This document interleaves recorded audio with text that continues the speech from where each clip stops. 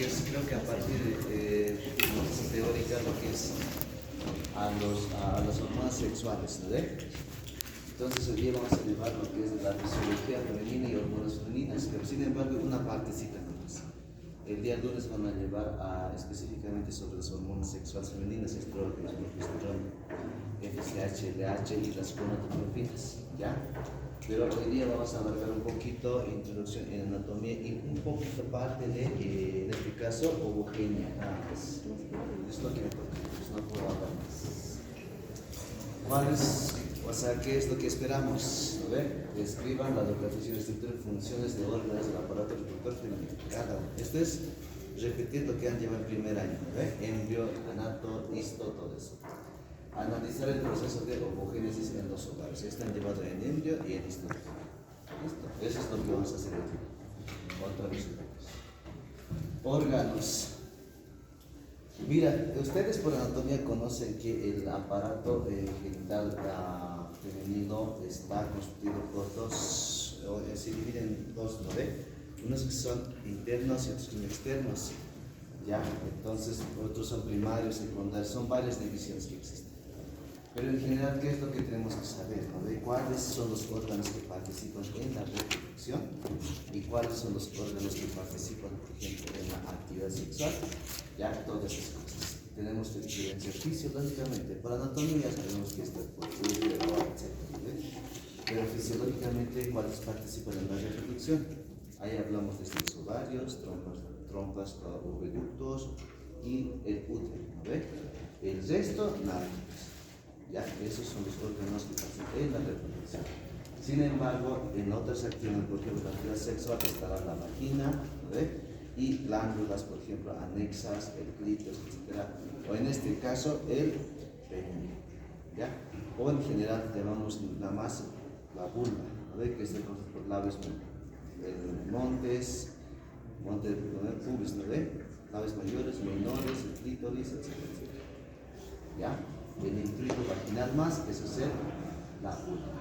Bien, entonces en este caso, hablando por ejemplo de los órganos reproductores femeninos, tenemos más importante los ovarios, ¿no? A partir de donde se va a desarrollar lo que son las células, que se llaman los gametos, ¿no ve? Los gametos femeninos, en este caso los ovocitos. Bien, ya. Más adelante voy a detallar cómo se produce, mira un poquito la introducción. A ver, mira, ustedes por histología saben que los ovarios tienen varias capas, ¿no ve? Desde afuera hacia adentro. Entonces, la primera capa, o sea, afuera, ¿qué capa está? A ver, histológicamente, la capa germinal. Entonces, mira, no sé si ya les han aclarado, pero la verdad no lo sé. Pero muchos decían que a partir de esa capa germinal es de que se originan los ovocitos, ¿ve? Pero sin embargo no lo es. ¿Quién recuerda de embriología? ¿De dónde vienen los ovocitos? O sea, estoy hablando de las células germinales primordiales, ¿de dónde vienen? Que no es el origen en el ovario, en este caso.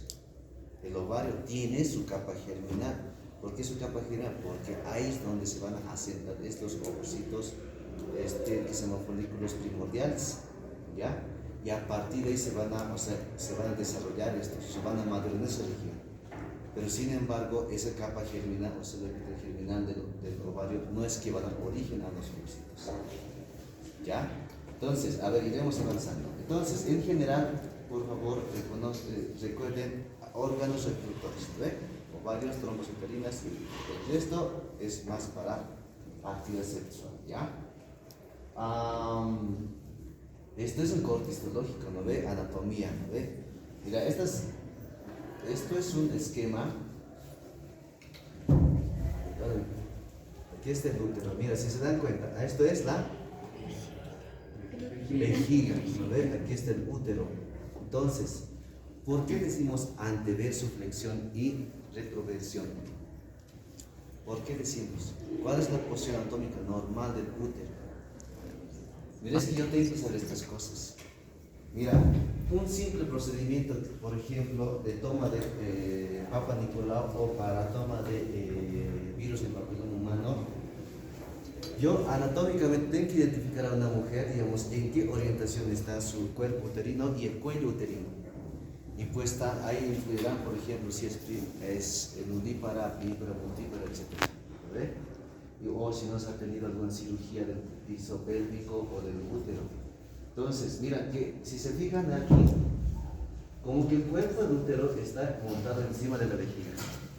¿Ve?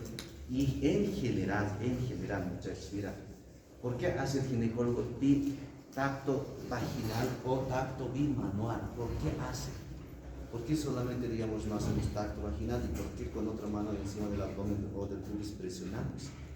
En general, que la vejiga ya casi siempre va a ser menos que el cuerpo uterino y el fundus o el cuerpo, el fondo del útero casi siempre está por encima. Aquí esquemáticamente, o sea, no lo está, ¿no? Como que la vejiga es más grande, pero sin embargo no pasa eso. Y yo tengo que reconocer exactamente, ¿es bien casi a la misma altura o es un poquito más? Entonces, mira, hay signos que yo puedo identificar, por ejemplo, si una chica está embarazada o no, solamente con hacer tacto y palpación. Ya, aunque se niegue de que no estoy, pero tú, si es capo, o sea, identificas. Colocas un espéculo, ves, digamos, la coloración del cuello uterino, etcétera, y vejiga adyacente, pues vas a decir, mira, este es color violáceo, está embarazada. Haces tacto, hay aumento de lo que es el istmo del útero, está embarazada. Y haz presiones por encima del abdomen y empuja un poquito por abajo, si es un poco más dura, está embarazada. Fácil de identificar, ¿vale? Entonces, por eso tienen que reconocer, digamos, a qué altura está, ¿no? Y muchos confunden con un globo vesical. La chica, que sé yo, no, o la paciente se aguanta de orinar, pues ha sido el ginecólogo. Digo, a veces confundimos con un globo vesical, o sea, vejiga repleta de orina. Y por eso aquí, mira, este dibujito, aquí está la vejiga, y esto es el útero, y es casi la misma altura, y es ya real, ¿no? Una imagen corta, real. Pero esquemáticamente, pues como que todos anatomía aprendemos así, ¿no? Pero en general es así. Entonces, es lo que tienen que saber. ¿Y por qué se dice que es anteversoflexión? Porque el cuerpo del útero está orientado arriba y hacia adelante, ¿no ve? Hacia arriba y hacia adelante. ¿Entienden? Arriba hacia adelante, anteversoflexión. Esa es la posición normal. Es como ser así. Todo este es el cuerpo, así está orientado, ¿no ve? Y por supuesto que la parte estrecha, lo que es el cuello uterino, está orientado hacia abajo y atrás. Hacia abajo y atrás. Por eso cuando yo coloque el espéculo, pues a veces no lo encuentro. ¿Cuánto mide la vagina? A ver. ¿Cuánto mide? Promedio 10. ¿No ve? 10 centímetros la vagina. Y el espéculo, por ejemplo, en estándar talla M pondremos que tiene 10. Pero sin embargo, a veces no puedes forzar y le dices, no encuentras, solo te topas, o sea, ves la cara anterior del cuello del útero. ¿Qué es lo que tienes que hacer? Que el paciente empuje poquito, ¿no ve? Y el cuello recién sale hacia adelante, se orienta hacia adelante. Y recién puedes tomar papá Nicolau o para VIH. Mira que muchos cometen ese error, digamos, en anatomía, porque nos deberían practicar, digamos, en cadáveres, ¿no ve? Hacer eso. O con muñecos que empiezan a practicar. Muchos errores falsos, positivos, negativos de Papa Nicolau y de VIH es por no conocer la anatomía exactamente. No olviden de que la vagina es un receptáculo virtual, ¿no ve? Cuando está relajado está cerrado todo, ¿no ve? Está cerrado, y cuando colocamos espéculos es como que estamos abriendo, y en lugarcitos que hay, por una dama tiene una colpitis, una infección en la vagina, ¿no ve? Está rojo, etc. Y entonces confundes, digamos, con un cuello uterino. Muchos confunden eso, puesto que, digamos, piensan que, digamos, el fondo anterior del útero, o sea, entre la vagina y el cuello uterino, piensan que es ahí está el cuellito, y de ahí le toman la muestrita, ¿no ve? Entonces hay error, o sea, falsos, positivos, negativos nos dan. Entonces, esta orientación tienen que conocerla bien. Aquí está la entrada de la vagina y está aquí, ¿no ve? Y el cuello está orientado en esta posición, hacia atrás, ¿no ve? Hacia atrás, posterior. Entonces, ¿qué es lo que tienen que hacer? Mira, hay altas técnicas que es bien, o sea, fácil de realizarlo. Mira, virtualmente voy a explicarles cómo se coloca un espéculo. ¿No ve? Hagas un espéculo de esta forma, las valvas son así, ¿no ve? Como un pato. En este caso así se abre. Pero cuando colocas, ingresas el introito vaginal, orientas las valvas en esta posición. En esta posición. Agarras más o menos así, pero en esta posición.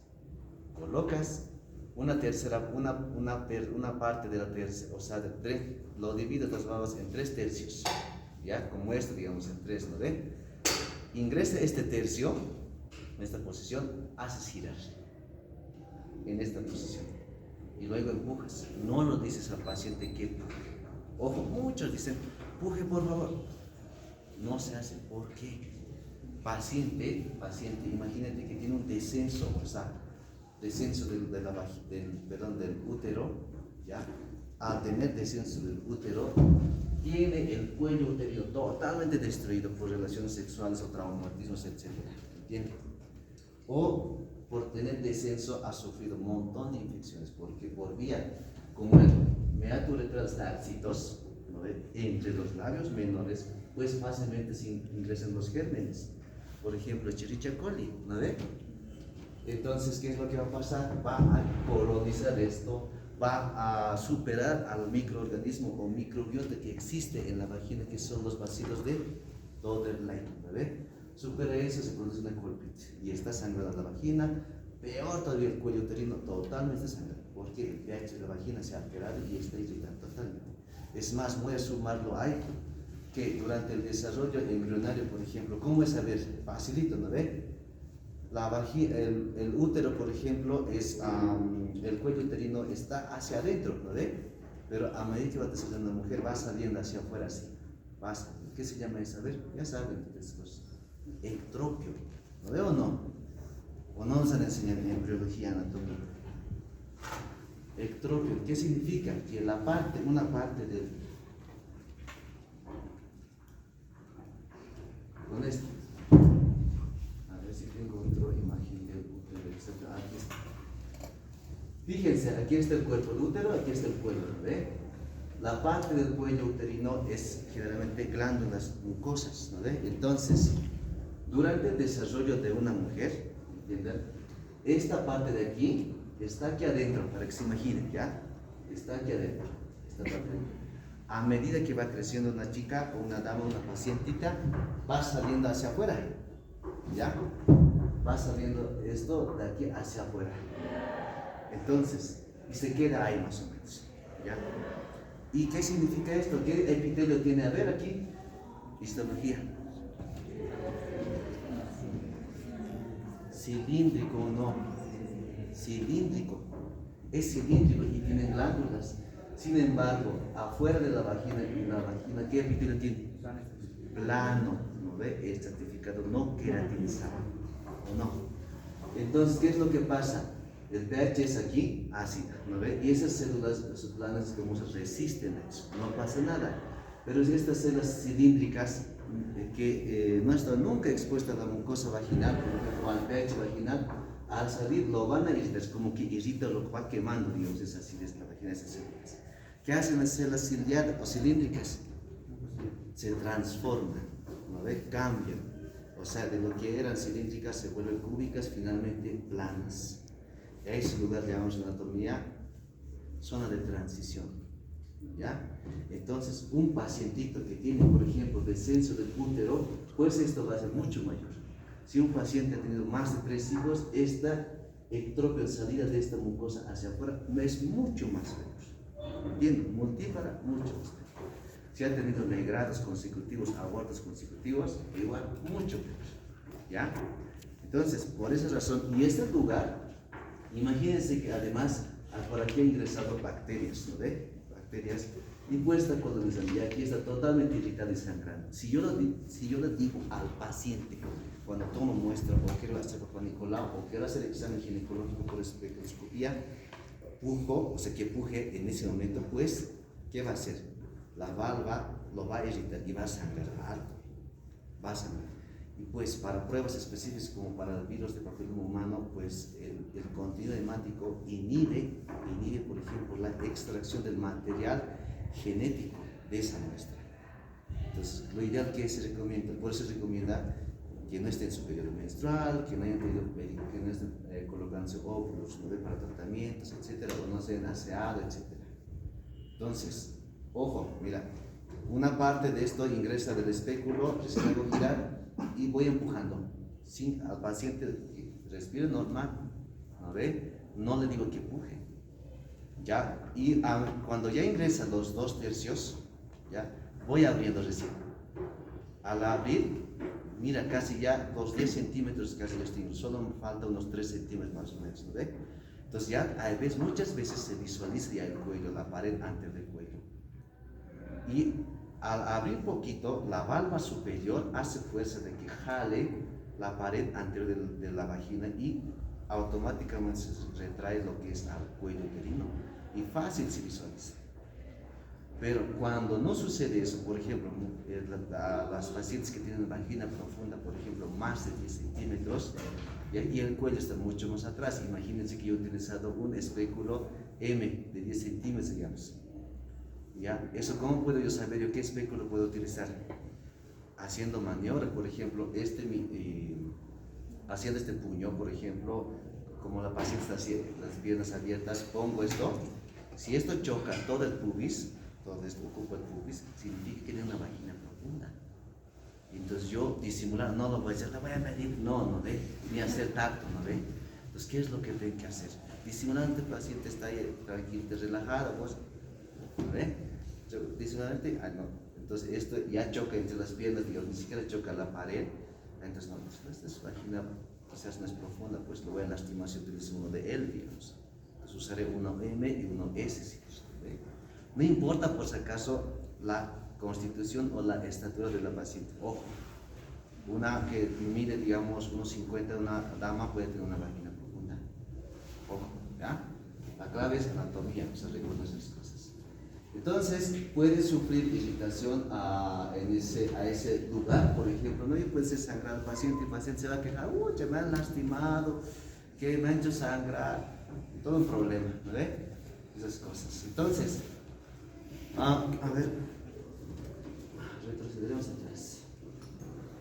¿Ya? Entonces, anatomía, eso es. Ahora iremos por los ovarios, poco a poco.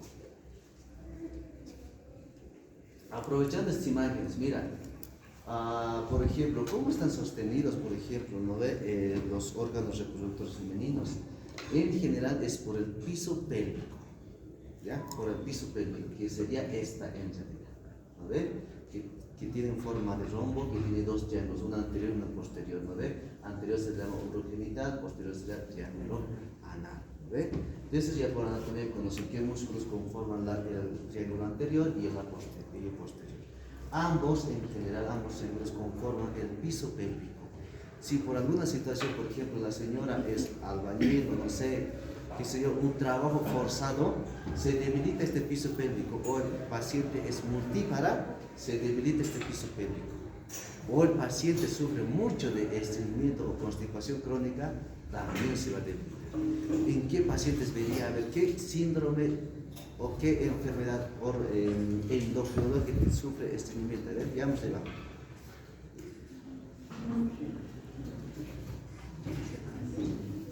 Hipertiroidismo, hipotiroidismo, ¿en cuál? Cushing, Addison, ¿en cuál? Mira que el paciente puede tener ese síndrome o esa enfermedad y tiene estreñimiento crónico.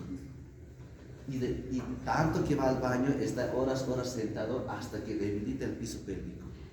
Al debilitar músculos es como una liga, ¿no ve? Que no retrocede ya, pues entonces va cayendo. Y como sujeta específicamente al útero, pues este útero va a ir saliendo hacia afuera, ¿no ve? Y yo voy a visualizar, por ejemplo, cuando examino la vulva, pues veré el cuello uterino ahí y se divide en 3 grados, ¿no ve? Grado 1, grado 2, grado 3. El grado 3 es cuando el cuello uterino o más, o gran parte hasta el cuerpo útero está afuera de la vagina, o sea, afuera, así. ¿Ves? Ahí está el útero. Y te asustas, ¿no ve? Y pues en ese caso es sí o sí cirugía, Pero el grado 2, ¿en qué consiste? En cuanto el cuello, solamente el cuello esté afuera, ¿no ve? Entonces igual. hasta ese grado, por ejemplo, se puede hacer con fisioterapia, ¿ya? ¿Ya? Y si fuera, por ejemplo, ¿qué se llama? Les decía, la vagina más el promedio por los 10 centímetros, ¿no ve? Y si el cuello uterino está, digamos, más abajo y solamente la vagina mide 5 centímetros, es el grado 1. Y es lo ideal en este momento, actuar y hacer el tratamiento, ¿ya? Entonces, por ejemplo, al conocer esto, el piso pélvico, ya, o el perineo femenino, entonces se acentúan esos problemas. Y después vienen todas las consecuencias que les he explicado: infecciones, irritaciones, traumatismos, sangrados, etcétera, etcétera. Al estar irritado más el cuello uterino, es mayor probabilidad de que produzcan transformaciones malignas, cáncer de cuello uterino. ¿Por qué? Porque el virus del papiloma humano se acentúa en el cuello uterino y pues aprovechan, ¿no?, de la situación, ¿ya? Entonces, mientras el epitelio cilíndrico, o sea, sufra más cambios, ¿qué se llaman los cambios de un epitelio a otro epitelio o células? Displasia. Cuando sufra más displasia, mayor es la probabilidad de que se produzca cáncer de cuello uterino, ¿vale? Entonces, en este momento, el 99.9% de causante de cáncer de cuello uterino es virus de papiloma humano. No hay otra cosa. Ojo, mira, es bien interesante, un poquito de etiopatogenia del virus. El virus ingresa, se transmite por relaciones sexuales, aunque se nieguen, es sí o sí, ¿ya? Ingresa a estas células ciliadas, a ese lugar donde el cuello uterino, ingresa al genoma de esa célula y el virus se desaparece. El genoma ya está ahí. Y por tanto, cuando yo haga un examen, por ejemplo, qué sé yo, de toma de muestras de PAP, probablemente el virus no lo voy a encontrar porque el virus ya se ha muerto, solo que su genoma se ha quedado en la célula. ¿Qué es lo que pasa en una célula del cuello uterino? Es que anula la apoptosis de esa célula. Ojo, anula la apoptosis. ¿Qué es la apoptosis? Muerte celular programada. Esa célula de epitelio del cuello uterino tiene que cambiarse cada 5 a 7 días. Pero sin embargo, al meterse el genoma del virus a esa célula nunca ya muere. Entonces, ahí se transforma en cáncer. ¿No ve? Grado 1, grado 2, o NIC 1, NIC 2, NIC 3, lesión de bajo grado, lesión de alto grado, así son clasificaciones. Entonces, por debilitamiento de este piso pélvico, pues son muchas consecuencias. Imagínate que el marido es promiscuo, ¿no ve? Los hombres, por ejemplo, son los portadores asintomáticos del virus de papiloma humano. ¿Ya? Se les voy a compartir el artículo que después que salga de publicación. Mira, ahí pregunten a ver, cuando lleguen a quinto año, a su docente de ginecología, es ideal, o sea, mira, ¿se debe tomar muestra a un varón o no para detectar virus de papiloma humano? Todo, hasta la Organización Mundial de Salud dice que no se recomienda. ¿Entienden? ¿No? Que no se recomienda. Y muchas sociedades, etcétera, no lo recomiendan. Pero muchos, o sea, curiosos, o sea, dicen que debía de hacerse porque el varón es la que importa, ¿no ve? Y pues el varón casi no va a desarrollar. 3% de cáncer de pene, del escroto, del próstata, etcétera. Pero el resto no desarrollan, son asintomáticos, pero sí transmiten a sus parejas. Y mayor exposición, mayor es la probabilidad de que se produzca cáncer de cuello uterino. Y estamos, por ejemplo, les voy a decir, 30 pacientes estamos en este momento nosotros en Indasa con 30 pacientes varones que son homosexuales y 30 que no son homosexuales, ¿no ve? Pero que ni siquiera tienen verrugas, son así, pues, sanos. Pero los otros ya se imaginan, ¿no ve? Y hasta el momento los datos nos están arrojando que en el varón está en el pene, en el eje del pene, en la corona, en el prepucio, en el escroto y región perianal, al virus de alto riesgo. 18, 16, 30, 31, 32, 56, 59, 66, toditas están sanos, supuestamente son sanos, pero están en la... Y uno de los criterios es tomar muestra uretral, del meato uretral del varón del pene, también está presente. No presentan verrugas, son totalmente sanos. Pero este grupo es obvio. Cada uno tiene 5 o 6 genotipos de alto riesgo. Ya es, pero este grupo que es de control no está. Ahí es la pregunta ahora. A ver, señor ginecólogo, ¿qué hago en este momento? Porque este hombre es la que está transmitiendo y la mujer está sufriendo consecuencias. Y tú me dices que no debía hacer ningún estudio a este hombre, nada, porque no se recomienda, y que es de su esposa o de su descendiente, ¿no ve? Ahí está la pregunta, ¿no ve? Entonces yo creo que aquí muy pronto vamos a ir discutiendo otra vez y vamos a tener que, en el actual protocolo de cáncer que se ha aprobado recientemente en Cochabamba, ya se les ha introducido un poquito, pero igual ha sido una pelea brutal. Entonces, lean artículos, pueden leer al respecto y poder, digamos, ¿no ve? Estos detalles. Ovarios, ustedes saben que los ovarios son como almendras, ¿no ve? Pero sin cáscaras, ¿no ve? Que están localizadas ¿en dónde?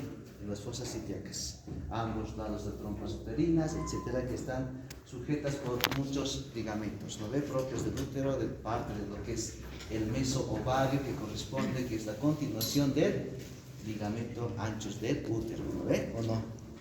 ¿Ya? Esos detallitos son para sus... Ahí está medio fijas, el ligamento ancho del útero, que es el mesoovario, ligamento propio del ovario y ligamentos suspensorios. ¿Cuál de ellos está adherido a lo que es al perineo? A ver. Anatomía, eso. Pues no nos interesa mucho la anatomía, ¿ve? Bueno, entonces, ¿cuál es la función de los ovarios? Hace que desarrolle o evolucione o maduren los folículos, nada más. Les decía, a ver si se les he puesto aquí, porque puedo imaginarse. Aquí está. Histológicamente, mira, el ovario supuestamente está constituido por estos. A ver, la primera capa, que es la más externa, se llama epitelio germinal. Todos por entender, o por la palabra germinal, entendemos de que ahí la que se empieza a desarrollar los folículos. Sin embargo, no lo es. Sino que, ¿qué es lo que pasa? Solamente es una capa cubierta nada más, donde después, al 5º mes del desarrollo fetal, embrionario, migran ¿qué células? Las células germinales primordiales del saco vitelino, ¿entienden? Del saco vitelino, a través del mesenterio posterior del intestino, por si acaso. Y llegan hacia los ovarios y colonizan, ¿dónde se introducen? Entre la capa germinal y la corteza del ovario. Ahí se meten esas células foliculares primordiales. Y a partir de ahí recién evolucionan. Entonces, ¿qué es lo que sucede aquí? Que los ovarios solamente van a cumplir la función de que maduren estos folículos primordiales, nada más. No es que se originen de ahí los sino que durante el 5º mes de desarrollo embrionario se han originado del saco vitelino y van migrando hacia llegar a los ovarios, ¿ya? Y se localizan, ¿entienden? Eso tiene que ser bien claro, por si acaso. Después de eso, ¿qué viene? La túnica alquínea, que está por debajo del epitelio germinal. Después está la corteza, donde van a estar todos los folículos ováricos, ¿no ve? Y células estromales. Ahí está la médula espinal, que generalmente es de medios de sostén, vamos a donde ingresan los vasos sanguíneos, arterias, nervios. Los folículos ovarios, que es lo que más nos interesa, ¿no ve? En primer lugar, cuando llegan del saco vitelino hacia los ovarios, se llaman folículos primordiales, ¿ya? O folículos germinales primordiales. Hay muchos términos, pero son primordiales, ¿ya? Y a partir de ahí, por estímulo de las hormonas, en este caso las gonadotrofinas, ¿cuál de ellos? La FSH, ¿no ve? La FSH van a empezar a madurar por diferentes estadios que vamos a llevar a continuación. Ahí está, esto está en su texto, ¿ve? Les decía, eso se llama en general ovogonía, ¿ya? Ovogenia en otros textos. Entonces, célula germinal primordial, ¿de dónde viene el desecho? Del saco vitelino. Se localiza en la corteza del ovario. A partir de ahí va a sufrir maduraciones o cambios, ¿no ve? Entonces, ahí como dice, antes del nacimiento dice, se producen divisiones celulares repetitivas. ¿Será meiosis o mitosis? ¿Cómo es? Mitosis. Se produce mitosis, por si acaso, antes del nacimiento. Y van a aparecer, por ejemplo, varias células germinales, ¿no ve? Y van a migrar.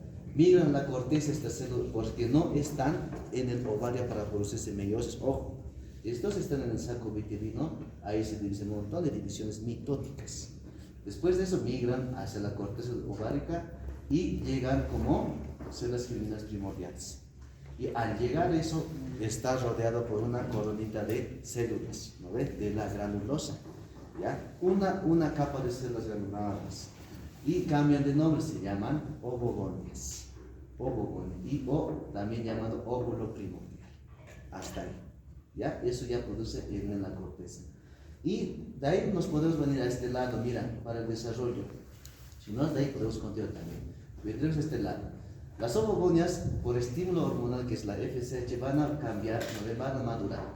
Se convierte, por ejemplo, uno de ellos que su capa que les rodea, las células granulosas, van a ir aumentando de número, van a ser 2, 3, 4 capas, ¿no ve? Que se llaman células de la granulosa. Esas capas, al cambiar, van a secretar otras hormonas. ¿Cuáles? Como cuál, saber? Estrógenos y progesterona. Y cuando se inicia a secretar estrógenos y progesterona, pues el óvulo empieza a madurar y se convierte este folículo primordial, ¿no ve? En folículo primario. ¿No ve? Aquí está. A partir de aquí se va a convertir en el folículo primario, ¿no ve? Que tiene varias capas de las células granulosas.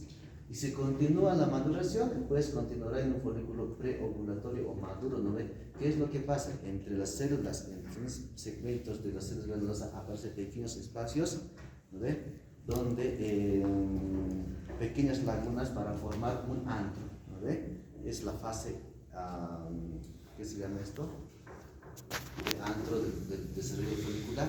Entonces eso hace que el ovocito esté maduro, ¿no ve? O también llamado folículo de Graf, ¿no ve? Folículos de Graf, ¿ya? Y en general, por ejemplo, si no, esto no está hablando, por ejemplo, de división celular, solo su maduración. En general, el folículo Graf ya tiene un folículo, un ovocito secundario. Un ovocito secundario. Hasta aquí es un ovocito primario, ¿no ve? ¿Ya? Ahora, si hablamos de división celular, después de la ovogonia, por ejemplo, antes del nacimiento, dice 1 a 2 millones de ovocitos, ¿no ve? Están presentes, ¿ya? En este caso se dice en la ovogonia, ponen parámetros. Las células germinales más o menos son de 4 a 6 millones, más o menos. 4 a 6 millones de células germinales primordiales van a migrar hacia la corteza. Pero en la corteza van a sufrir un mecanismo llamado atresias, ¿no ve? Por apoptosis. Entonces, como ovogonias quedan más o menos al nacimiento, para el nacimiento 1 a 2 millones nada más de ovocitos, ¿ya? Ovocitos, que ya han completado, por ejemplo, una división, ¿no ve? A partir de aquí en el ovario, por ejemplo, inician sus divisiones meióticas, ¿no ve? 1 y 2, ¿ya? En la primera, por ejemplo, antes del nacimiento, por ejemplo, van a detenerse en dónde? En la profase 1, ¿no ve? ¿Cómo se divide la meiosis? ¿Cómo se divide la meiosis? A ver. Fase, metafase, anafase, tetrafase y cuando se divide totalmente, ¿qué se llama? Citocine. Eso, citocine. Pero en este caso, ¿dónde se ha detenido? En la profase 1 de la meiosis 1, ¿ve? Entonces a eso llamamos que ovocito primario. Y un ovocito primario más o menos tiene esta característica rodeado, ¿no? Histológicamente supongo que han visto, ¿no? ¿O no? ¿Ya? Y para el nacimiento van a estar de 1 a 2 millones. ¿Ya? Después, ¿qué es lo que pasa? Después del nacimiento, hasta la pubertad, continúa, ¿no? Reinicia su división meiótica, ¿no ve? Hasta completar, por ejemplo, ¿no ve? División meiótica y genera dos, ¿no ve? Un ovocito maduro, que sería secundario, y un primer cuerpo polar, ¿no ve? Primer cuerpo polar. Ya que en este caso se va a degenerar. Pero esto, cuando se inicia la división meiótica 2, esto puede continuar dividiéndose, pero igual se va a ir degenerando. O sea, no hay algún detalle, digamos, para que pueda convertirse en un ovocito maduro. Pero sin embargo, ojo, algunas veces, mira, hay muchos reportes de que esto, ¿no ve? Como tiene un material genético también, puede convertirse, ¿no ve? En un ovocito. Ahí bien hablamos, por ejemplo, embarazos gemelares, etc. ¿Ya? O podría ser también, aquí también podría producirse diferentes alteraciones para que se produzcan embarazos gemelares. Pero en general, por naturaleza, no pasa eso, ¿no ve? Siempre tiene que pasar esto.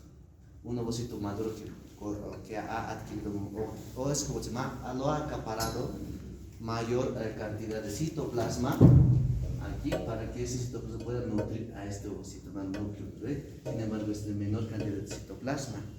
El citoplasma, ¿qué órganos están? A ver, todos los órganos sí conocemos, ¿no ve? Principalmente las mitocondrias. Menos mitocondrias tiene, por ejemplo, el primer cuerpo polar y tiene mayor concentración de lisosomas. ¿Qué tienen los lisosomas? Proteínas, ¿no ve? Enzimas, ¿no ve? Que van a destruir. Entonces esa es la lógica, ¿no ve? Si tengo mayor lisosomas, pues se liberará y lo van a destruir a esto, apoptosis, ¿no ve? Mientras esto tenga equilibrado mayor con sus proteínas, que se llama de ribosomas, mitocondrias, pues eso va a madurar, ¿ya? Entonces, hasta aquí, por ejemplo, ¿cuántos serán? ¿Cuántos ovocitos? Después, hasta la pubertad, ¿cuánto creen que llega? Hasta nacimiento es 1 o 2 millones aproximadamente. 5.000. Para los, en este caso, para el ovocito secundario, para antes de iniciar su actividad sexual, en pubertad, está entre 300 a 400.000, nada más. Aproximadamente, otros van a encontrar 500.000, no sé, pero solamente es 300 a 400, que es rango que se maneja, ¿ya? Y cuando inicia su edad reproductiva una dama, ¿cuántos de óvulos tiene? A ver, ovocitos secundarios tendrán de 300 a 400, nada más, 300 a 400. Mira, de millones solo ha quedado 300 a 400 ovocitos secundarios que están listos para ser fecundados, ¿no ve? Eso. Bien, todo esto, ¿qué se llamará? A ver, la maduración, por ejemplo, de los si hablo yo del ciclo menstrual, todo esto, ¿qué se llamará? Ciclo ovárico. ¿Veo o no? Es el ciclo ovárico. Y el ciclo ovárico se divide en dos, ¿no ve? Fase folicular, ovulación, y fase lútea. ¿Ve? ¿O no? Eso es esto en biología. ¿Ya? Entonces, aquí no se olviden, por favor, después de eso viene lo que es la ovulación, ¿no ve? La ovulación, ¿por qué hormonas estará estimulada? Por la LH. Antes de ese, la ovogonia, más es la FSH, por si acaso, que estimula, por ejemplo, a que se forme el antro, del ovocito, estimula, por ejemplo, que se formen las teclas, es un montón de cosas, ¿no ve? Función que llevará la siguiente semana eso, con el doctor, no sé quién le tocará, Sánchez, ¿no? ¿Tú dónde estás? Muy bien. En la ovulación, por ejemplo, se dice 24 horas antes, que el pico de la LH tiene que alcanzar, faltando 2 a 4 horas antes de la ovulación. Pero para 16 horas casi ya está en el pico, la LH. ¿Ya? Más o menos, ¿cuántas horas falta para 24 horas? 8 horas más o menos, ¿no ve? Entonces casi ya está en el pico. ¿Y qué es lo que hace la LH? Porque por si acaso no tengo, o sea, pura imagen eso. No hay letras. Este es lo último que hemos visto. Con esto si quieren desarrollar.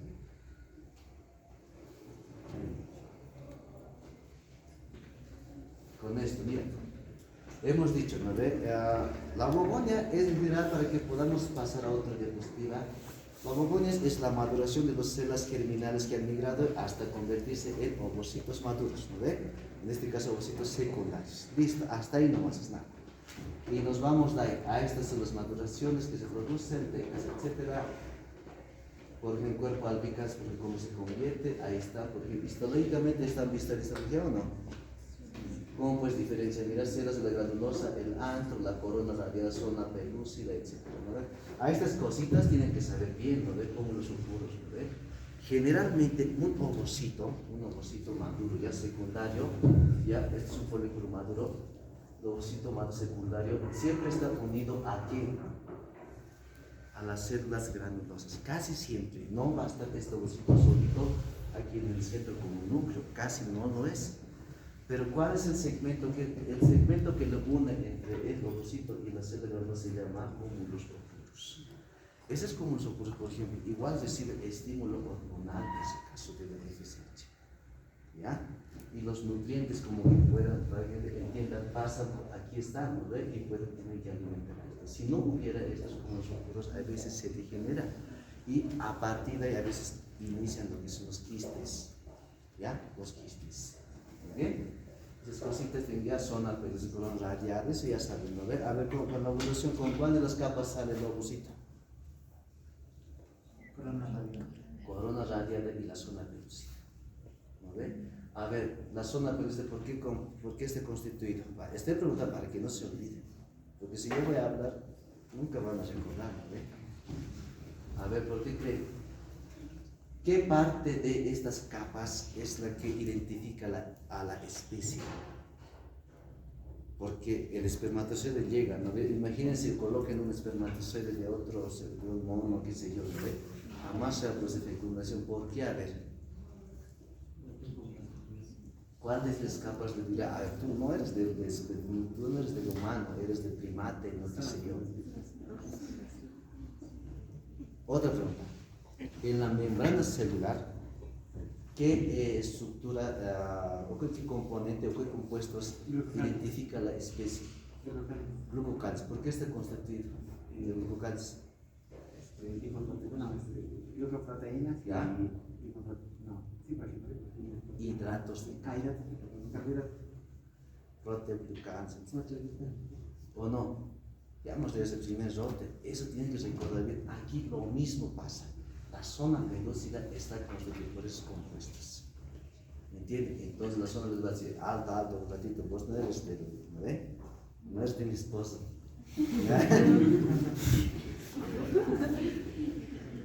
Eso ya es conocimiento general, ¿no ve? Ciclo menstrual. El ciclo menstrual de una mujer dura aproximadamente, ¿cuánto es el promedio? 28 días. En general es 28 días. Podría ser más corto, más largo. Más corto, ¿cuánto hablamos? 24 días. Más largo, 35 días. Hasta otras cosas 45, pero hasta 35. Entonces, en este ciclo menstrual se producen varios mecanismos. Uno que es a nivel del ovario y otro que es a nivel del útero. ¿No ve? Entonces, en el ovario que hemos dicho, se producen dos fases. Una fase de maduración folicular y una fase lútea. ¿No ve? Y entre esos está la ovulación. Y en el útero, ¿qué se producirá? Fase proliferativa, fase secretoria, ¿qué más? Fase isquémica, ¿no veo? Menstrual, anomenstrual, isquémica. 4 fases. Todo se produce al mismo tiempo. ¿Entienden? Entonces, en este caso, vamos a hablar, por ejemplo, con esta imagen. Voy a terminar porque después vamos a ver. Aquí arriba están las hormonas, aquí está la fase folicular en el ovario, aquí está la fase también en el ovario, este es del útero. Mira, les decía, para que inicie la maduración de la fase folicular de los folículos primordiales está la FSH, que está elevada, ¿no ven? ¿Ya? Y si yo me fijo aquí, por ejemplo, les decía, el ciclo menstrual de una mujer es 28 días. ¿Cuándo, en qué día se ovula? Más o menos por 14 días, ¿no ven? ¿Qué tiene marcador? A ver. Aprovecharemos a hablar de anticoncepción, chicos, ¿no veo o no?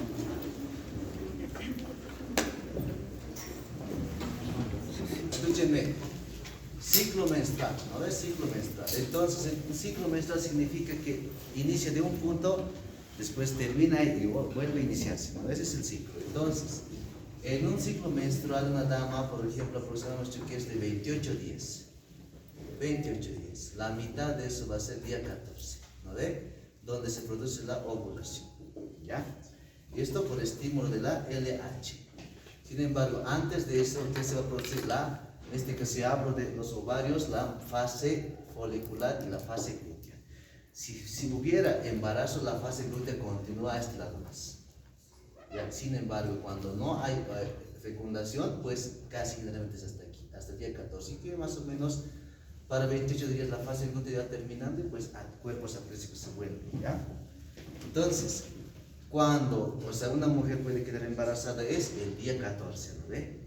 Pero ¿qué es lo que pasa? O sea, si, por ejemplo, si una dama tiene ciclos irregulares, ¿no ve? O por algún factor, qué sé yo, emocional, endocrinológico, esto puede alterarse, ¿no ve? Por eso, como método de anticoncepción, ¿qué es lo que se debe hacer? Antes se decía que debo restar 5 días, sumar más 5 días, ¿no ve? Y total tengo 10 días para evitar relaciones sexuales sin protección, porque es el riesgo donde puede quedar embarazada. Actualmente, pues se dice que debe ser aquí 10 días, aquí debe ser más 10 días, ya no 5 días, así que abstinencia total, ¿ya? Menos 10 días. Entonces, en total, de todos 28 días, ¿cuántos días tiene que estar en abstinencia o tener relación con protección? 20 días. ¿Me entienden? Ahí sí yo voy a estar 100% seguro de que no va a quedar embarazada, digamos, que no va a quedar embarazada. ¿No ven?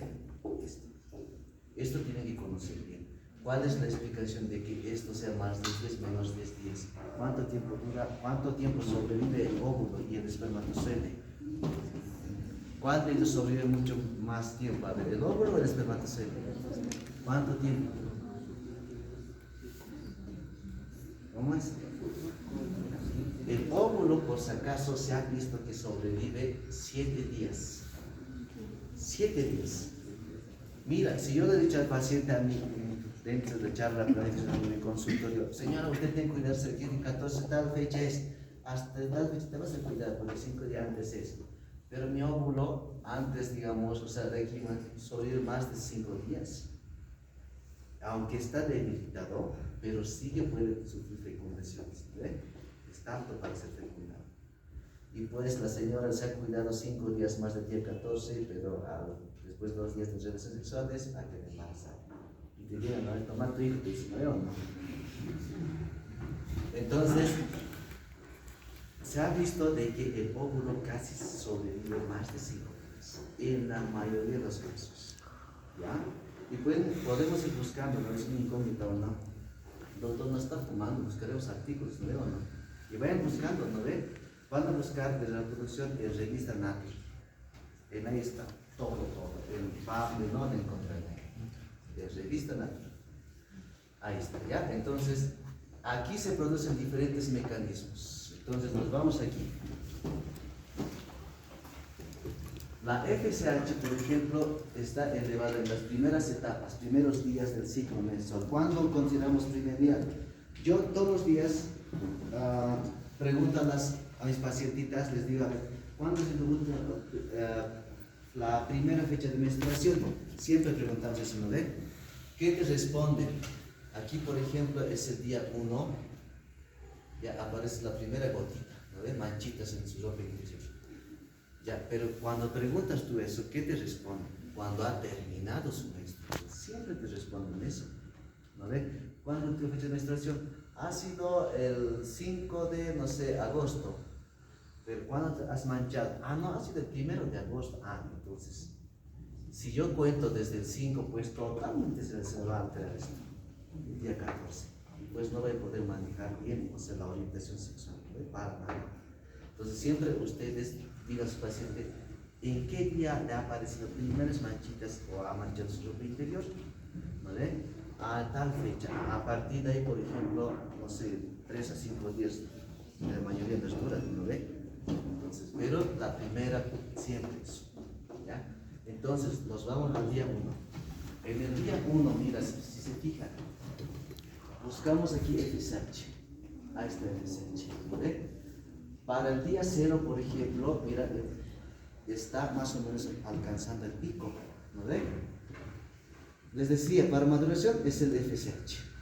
Para que madure, por ejemplo, o para que se produzca la síntesis de estrógenos y progesterona, que son los hormonas sexuales femeninas, la LH ya tiene que empezar a sintetizar a partir de que se produzcan pequeños espacios en los folículos, ¿ya? En este caso, después que se produzca esto, ¿qué se desarrolla? La famosa teca, ¿no? Capa de la teca interna, teca externa. La teca interna es la que va a sintetizar estrógenos y progesterona. ¿Me entienden? ¿Ya?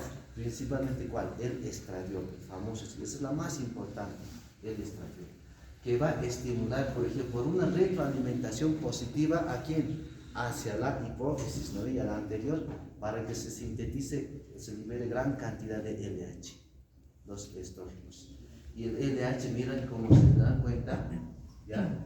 Aquí está, el FSH actúa sobre el líder, luego los estrógenos se desarrollan y el LH va a ir alcanzando para la ovulación, gracias a la secreción de estrógenos. ¿Ya? Es así, no con progesterona, por si acaso. Después que se produce la ovulación, ¿qué es lo que hace? Mira, el LH va disminuyendo, ¿no ve? Los niveles plasmáticos, pero sin embargo, ¿quién le suple a la LH? El cuerpo, ¿no ve? Lúteo, el cuerpo lúteo. ¿Cómo está constituido el cuerpo lúteo? Por cuerpos de inclusiones lipídicas, que les da apariencia amarillenta, por eso se llama cuerpo lúteo, es nada más eso. Pero ¿qué es lo que hace? Secreta gran cantidad de estrógenos y progesterona. Más progesterona que estrógenos. ¿Me entienden? ¿Progesterona para qué? A ver. Para la gestación. Para que pueda actuar el progesterona sobre el ciclo uterino. ¿No ve? Si se dan cuenta, mira, en la fase uterina es la que se produce la fase secretoria. Entonces aquí la progesterona, como salió de gran cantidad, mira que el útero va desarrollando sus capas. ¿No ve? Y está listo para, por ejemplo, para recibir o para anidar lo que es al óvulo fecundado. ¿Vale? Es así como se produce. ¿Ya? Listo. Y finalmente el cuerpo albicans va sufriendo, al final, si no hay embarazo, degenera, ¿no ve? Se vuelve el cuerpo albicans. ¿Listo? En el útero, ¿qué es lo que pasa? Mira, cuando hay estrógenos, mira que gran cantidad de estrógenos, ¿qué se va a producir? Desprendimiento, ¿no ve? Hablaremos del útero, a ver. El útero tiene en forma de una pera invertida, ¿no ve? ¿Cuánto será la medida? A ver, el útero en general. 7.5 hasta 7 a 10 ponemos. Pero generalmente es 7 hasta 8 nánomos. Eso cómo me doy cuenta yo, o cómo sé, es que cuando colocas tu té de cobre, sabes la medida, ¿no ve? Entonces normalmente siempre vemos nosotros entre 7 a 8. ¿Ya? Entonces tú sabes que el tamaño es 7 centímetros, 7.5, pues no pasa nada. ¿Ya? ¿Tiene cuántas partes? Fondo, después que viene el istmo y el cuello, ¿no veo o no? Tiene 3 partes. ¿Ya? Entonces, ¿cómo se produce, por ejemplo, cuántas capas tiene? Uno que es el perimetrio, miometrio y endometrio. Perimetrio es coordinación del peritoneo, visceral, etcétera, eso nos olvidamos. Miometrio, ¿cuántas capas tiene? 3 capas. Una central circular, ¿no ve? Y las externas longitudinales, ¿no ve? Que si tú lo juntas con este circular, vamos a ver este lado, los otros son longitudinales. ¿Qué conforman? Pequeñas trabéculas, por donde atraviesan ¿qué vasos? ¿Qué vasos arteriales atraviesan? A ver, ¿cómo es la irrigación? Las arterias que tienen ramas, ¿de qué son? A ver, ilíacas internas, ¿o no? Ustedes son más frescos que yo, ¿o no?